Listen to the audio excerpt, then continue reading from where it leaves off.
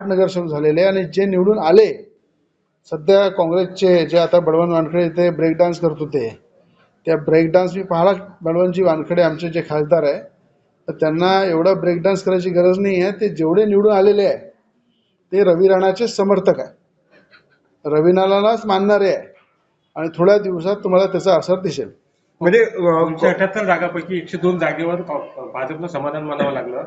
अनेक ठिकाणी काँग्रेसने भाजपला बऱ्यापैकी झुंज दिली. काय म्हणता अशा वेळी? मला सांगा, भारतीय जनता पार्टी ज्या लोकप्रिय मुख्यमंत्री म्हणून देवेंद्र फडणवीसांचं महाराष्ट्रामध्ये नाव आहे, आज एवढं मोठं यश हे महाराष्ट्रामध्ये देवाभाऊच्या नावाने मिळालेलं आहे. आणि देवाभाऊच्या नावाने जर एवढं मोठं यश महाराष्ट्रामध्ये मिळालेलं आहे, तर त्याची नोंद जनतेने केली आहे की स्वतंत्र लढल्यानंतर सुद्धा या ठिकाणी देवाभाऊच्या नावावर भारतीय जनता पार्टीला यश मिळू शकते. एवढ्या मोठ्या प्रमाणात नगराध्यक्ष, आज 1500चे 3500 नगरसेवक निवडून आले, 100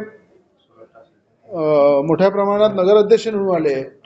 तर हे सगळं जे यश आहे, मला वाटते देवेंद्र फडणवीसांचं जे काम आहे, जे घराघरापर्यंत पोचलं आहे, हे देवाभाऊचं चमत्कार.